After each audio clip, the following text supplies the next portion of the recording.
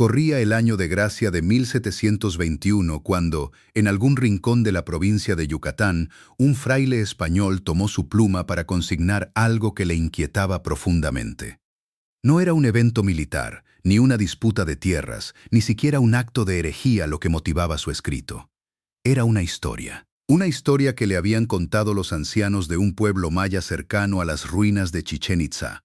Un lugar que los españoles ya conocían, pero que apenas comenzaban a comprender. El fraile, cuyo nombre se ha perdido en los pliegues del tiempo y la humedad de los archivos coloniales, escribió lo que escuchó con la mezcla de fascinación y recelo que caracterizaba a muchos religiosos de su época. Lo que dejó plasmado en esas páginas sería, siglos después, el hilo que conectaría la memoria oral de un pueblo con uno de los hallazgos arqueológicos más asombrosos jamás realizados en tierras americanas. Para entender por qué un fraile decidiría sentarse a escuchar a un grupo de ancianos indígenas y transcribir sus palabras con tanto cuidado, primero hay que entender el mundo en el que vivía. Yucatán, a inicios del siglo XVIII, era una tierra de tensiones profundas. Habían pasado casi 2 siglos desde la conquista, pero la conquista espiritual, esa que buscaba erradicar las creencias ancestrales y sustituirlas por completo con el catolicismo, seguía siendo una tarea inconclusa. Los frailes españoles, muchos de ellos franciscanos, se habían dedicado con fervor a la evangelización, construyendo iglesias sobre los cimientos de antiguos templos, quemando códices que consideraban obra del demonio, y castigando con severidad cualquier práctica que oliera a idolatría. Y sin embargo, bajo esa superficie de sumisión aparente, las tradiciones mayas seguían vivas. Se transmitían en susurros, en las lenguas natales, en los rituales disfrazados de fiestas católicas, en la memoria de los ancianos que habían escuchado de sus propios abuelos las historias de un mundo anterior a la llegada de los hombres barbados. Es en este contexto donde cobra sentido que un religioso se interesara en documentar estas tradiciones orales. No todos los frailes veían a los indígenas simplemente como almas que salvar.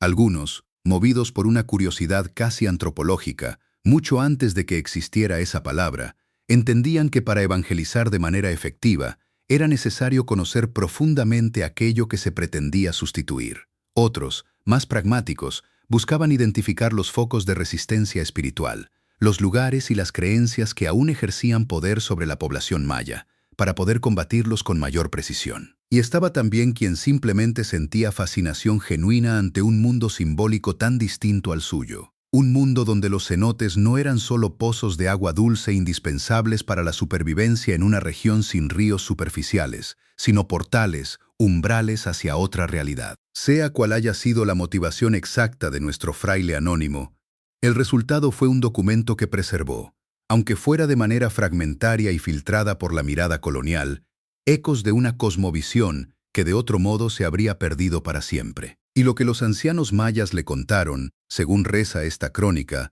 era estremecedor incluso para un hombre acostumbrado a las narrativas bíblicas del pecado y el castigo divino.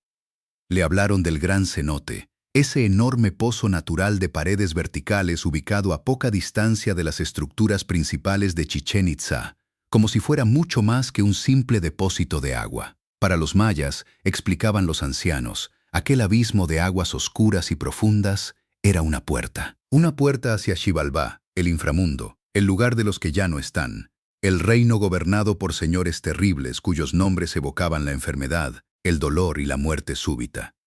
No era un infierno en el sentido cristiano, un lugar de castigo eterno, sino algo más complejo, una dimensión paralela, húmeda y oscura, donde habitaban fuerzas que debían ser respetadas y, sobre todo, aplacadas. Contaban también, siempre según esta crónica, que el cenote sagrado estaba profundamente ligado a Chac, el dios de la lluvia, esa deidad fundamental para un pueblo cuya existencia dependía enteramente de los ciclos de agua en una península calcárea donde los ríos simplemente no existían en la superficie. Cuando las lluvias no llegaban a tiempo, cuando la sequía amenazaba las milpas de maíz y con ellas la supervivencia de comunidades enteras, los sacerdotes mayas organizaban ceremonias en el borde de aquel abismo acuático. Se arrojaban ofrendas, objetos de jade tallado, cerámica pintada con escenas rituales, incienso de copal cuyo humo perfumado se suponía que ascendía hasta los dioses. Y también, advertían los ancianos con voces bajas y miradas esquivas, se arrojaban vidas humanas. Hombres, mujeres, Niños, seleccionados según rituales que el fraile no terminó de comprender del todo, eran entregados a las aguas del cenote con la esperanza de que Chaak, complacido por el sacrificio, abriera nuevamente los cielos y dejara caer la lluvia salvadora sobre los campos sedientos. El fraile escribió todo esto con la pluma temblorosa de quien registra algo que le perturba, pero que al mismo tiempo reconoce como valioso. Y aquí es donde debemos detenernos un momento y pensar con cuidado en la naturaleza misma de estas crónicas. Lo que tenemos entre manos, si es que este documento existió tal como la tradición narrativa lo describe, no es un registro directo ni objetivo de los rituales mayas anteriores a la conquista. Es, en el mejor de los casos, un eco de un eco. Los ancianos que hablaron con el fraile en 1721 ¿no habían presenciado personalmente aquellos sacrificios? A lo sumo, habían escuchado de sus mayores relatos que a su vez venían de generaciones anteriores, transmitidos de boca en boca a través de casi 2 siglos de dominación colonial, de evangelización forzada, de prohibiciones y persecuciones que necesariamente distorsionaron, adornaron y transformaron el relato original con cada generación que lo repetía. Así, lo que llegó hasta oídos de los arqueólogos siglos después no era la voz pura del pasado maya, sino una tradición oral tejida de memoria, fe y leyenda, la misma que, ya en el siglo XIX y XX, encendería la imaginación de exploradores extranjeros dispuestos a cruzar la selva yucateca en busca de la verdad detrás del mito. Corría el año de 1904 cuando un hombre delgado, de bigote cuidado y mirada obsesiva, se internó una vez más en la selva yucateca dispuesto a hacer algo que nadie antes se había atrevido a intentar en serio: vaciar el cenote sagrado de Chichén Itzá.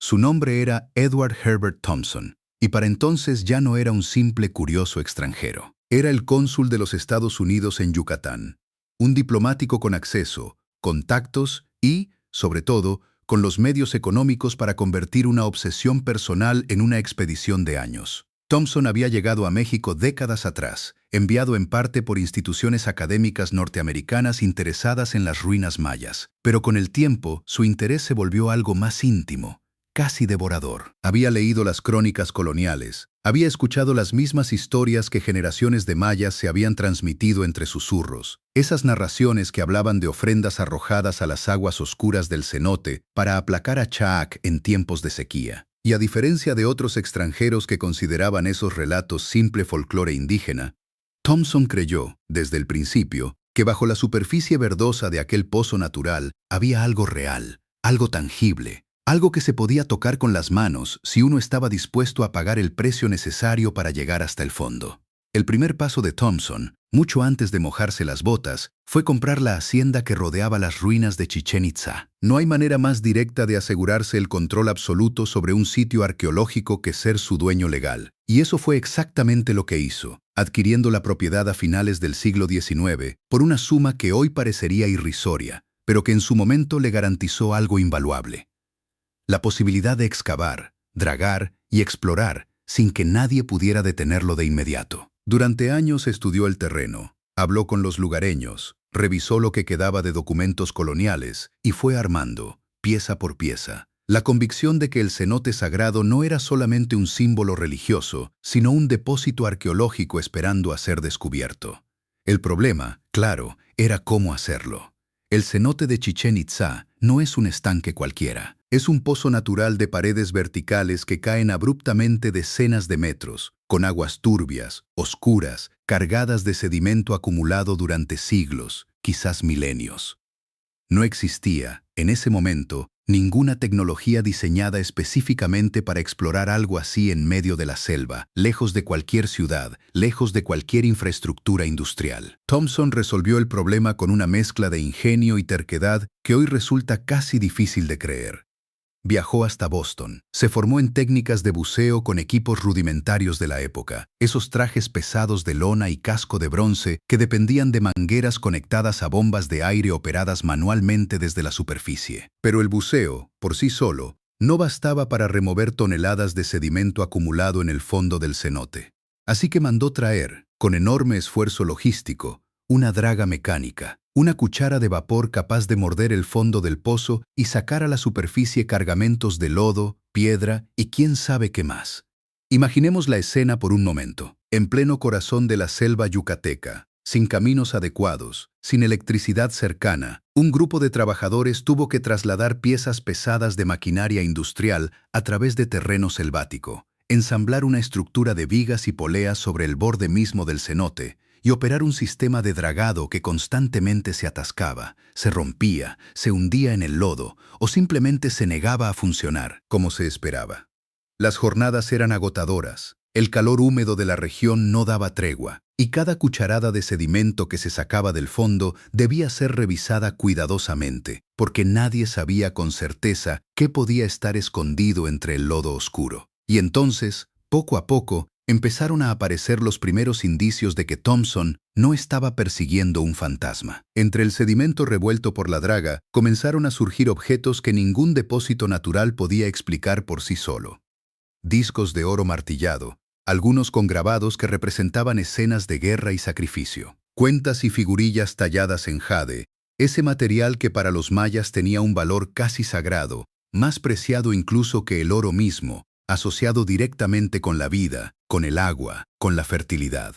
Aparecieron también fragmentos de cerámica ceremonial, vasijas decoradas, que claramente no eran utensilios domésticos cualquiera, sino piezas diseñadas para rituales específicos. Y junto con estos objetos, algo que sorprendió incluso a Thompson: restos de copal, esa resina aromática que los mayas quemaban como incienso en sus ceremonias más importantes, preservada durante siglos gracias a las particulares condiciones químicas del agua del cenote. Lo verdaderamente extraordinario fue descubrir que el ambiente anaeróbico del fondo, prácticamente sin oxígeno, había actuado como una cápsula del tiempo natural.